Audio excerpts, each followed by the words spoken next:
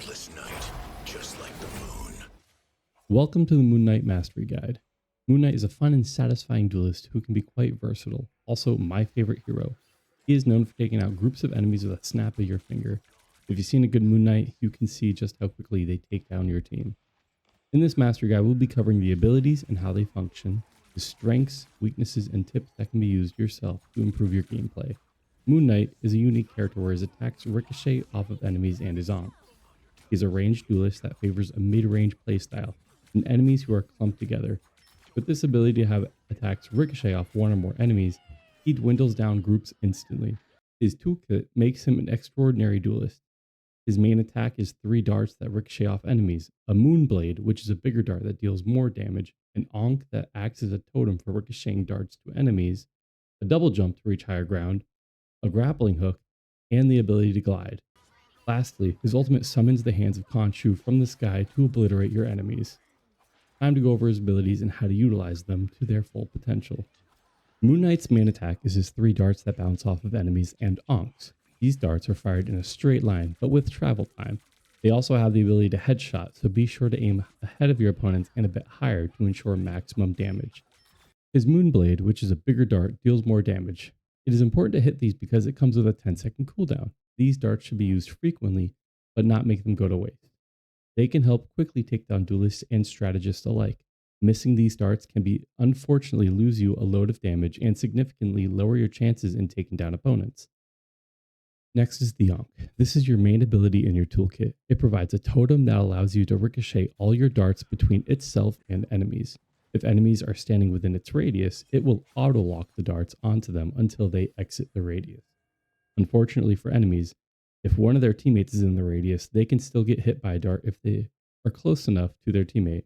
These ankhs are most important because they can allow you to hit enemies who are out of sight, gain the ability to hit from behind enemies who are using a shield, and flyers who may stray too close to a wall or surface.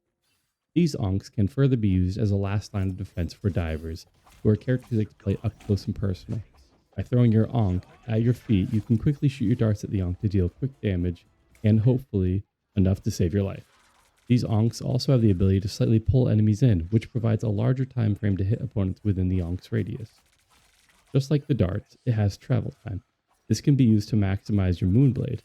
After throwing your ankh, quickly follow with your big dart. This ensures that your dart will hit right as the ankh hits the ground, preventing enemies from taking away your chances of destroying the ankh. You do not need to wait to see the ankh land before you throw darts at it. In this order, throw the ankh, immediately you follow with the big darts, then throw your main dart. This will maximize your damage and utilize the ankh before enemies realize that it's even placed. There can be a maximum of 2 ankhs on the ground at once. When a third ankh gets thrown and the 2 previous ankhs have not been destroyed, the first of the 3 will get destroyed, so the newest ankh can't be utilized. This comes with a lengthy 12-second cooldown, so it's important to make them useful while you have the chance. The next ability is the grappling hook, which can be used in various ways. It can be used to get higher ground, escape danger, and gain momentum for a super jump, or to utilize the glide ability. The grappling hook offers advantages depending on the angle you use it for. With the assist of the double jump, you can gain height that most characters cannot accomplish. It can seem inconsistent at times depending on how far away you may be from the height you are trying to achieve, which is why it's important to also have your double jump available to assist you in any wonkiness that may occur. If you aim the grappling hook at your feet, you can achieve the maximum height that the hook provides. When escaping danger, the hook provides some momentum. Pairing it with the double jump allows you to clear distance quicker. Moon Knight has the ability to glide, which allows him to utilize the height gained from double jump and the grappling hook to gain the ability to make it to out-of-reach structures and ledges available to him. The glide also brings a little boost to his speed to clear distances quicker.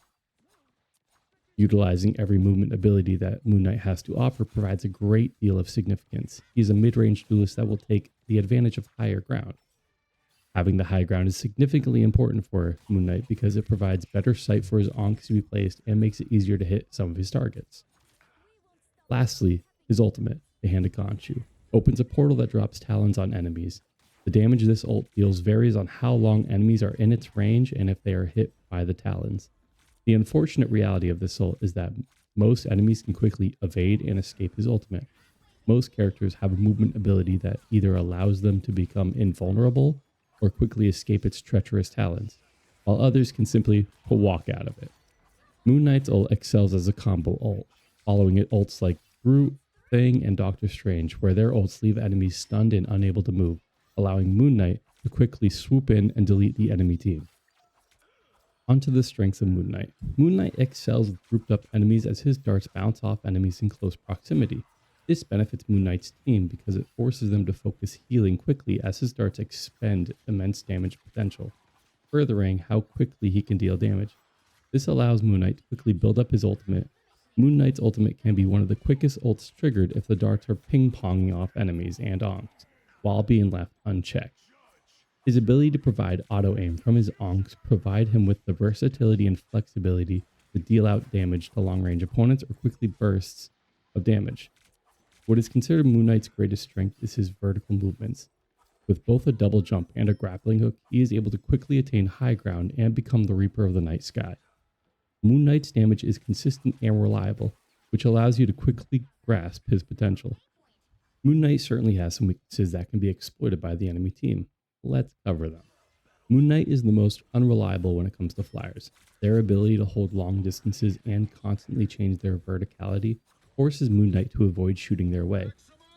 With their projectile speed of his darts and the lack of enemies that appear in close proximity to them, increase their survivability. The most reliable way to deal with flyers is to hope they soar too close to a structure where you can use your most reliable tool, the Ankh. Secondly are divers. They tend to be more grounded, which provides an easier way of dealing with them, although they tend to be some of the trickiest heroes to track due to their maneuverability and tech. They are heroes that you have to keep a close eye on, because before you know it, you'll be getting jumped faster than a Jujutsu Kaisen fight. Dealing damage can be a little more effective on them because you know they are coming at you, which forces them to come right into a last-ditch effort of your Ankh being forced to thrown in their direction. If there is no Ankh at your disposal, you might as well start signing your will. Unlike some heroes, where he excels in his verticality, he lacks in his horizontal movement. Moon Knight lacks a dash, and his grappling hook takes a second before it pulls you to the desired location, which allows enemies to take advantage of your slow movements. Lastly, his ultimate can be quite finicky, but also easily avoidable. Unless comboed with another ultimate like Groot's, enemies can easily avoid it. Now that we covered his abilities, strengths, weaknesses, it is time to go over some tips that you can use to help maximize his potential. Moon Knight's ultimate does great when paired with another, but what if you didn't have an ultimate that you can play off of? Moon Knight can take care of himself. Now this might not be as consistent and boast the same outcomes as the combos named earlier, but it can still provide assistance. When you have found your opportunity to ultimate a group of enemies, right after you ult, throw your Ankh in the radius. The Ankh's ability to disrupt an enemy's movement just slightly can give you the edge you need to kill an unfortunate target that has the ability to escape. Further, immediately follow up that with the ability of your giant blade. This will deal more damage to the enemies and hopefully deal out the results you are seeking. Moon Knight gets a team-up ability with Cloak and Dagger, and it extends to Season 2. This team-up allows Moon Knight to create an invisibility bubble where he cannot be seen until he walks out of it. The weakness to this team-up is that enemies can see the base of the bubble, and when shooting through the bubble, enemies can see the projectiles once they leave. It is important to be aware that you are not entirely invisible, and enemies can take a guess as to where you are based on the path of your projectiles. To effectively use this ability, it is important to be on higher ground, and to attempt to make sure your bubble does not extend past an edge you may be standing near. If you can stand close enough to an edge but also prevent the bubble from extending past it, enemies cannot see the base of the bubble, most likely extending the time it takes for them to react to any of the plays you may be making. This ability is mostly used to start a play or to catch the enemy off guard. It is not a safe haven, especially if you use it away from your team.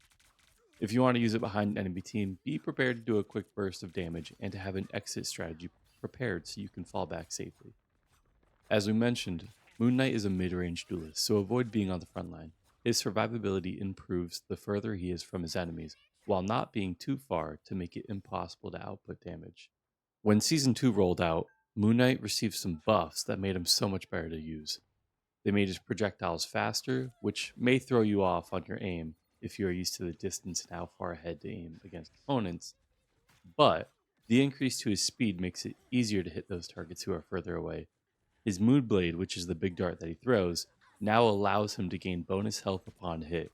He gains 25 HP per hit and caps at 100. So we can now see our Fist of Khonshu reach 350 HP.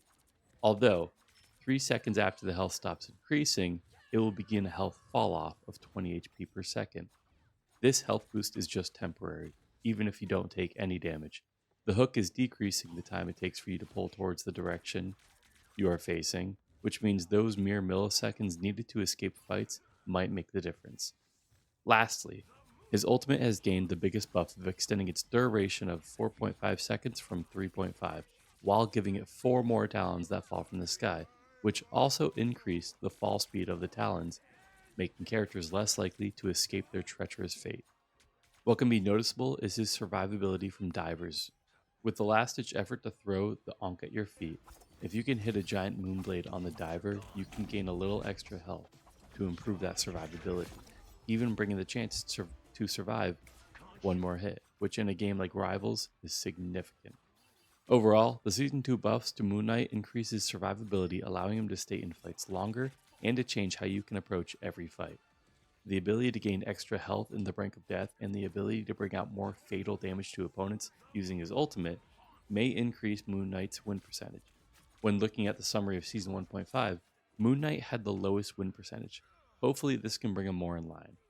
For me though, I will be enjoying the mayhem he brings regardless of buffs because he is such an enjoyable hero to use. What aspects and playstyles of Moon Knight do you like best? If he is your go-to, what brings you to choose him? If the video was insightful at all and helps you in any way, please feel free to leave a like or comment and to subscribe to the channel. I will mostly be playing Moon Knight around here, but I will be giving love to other heroes as well.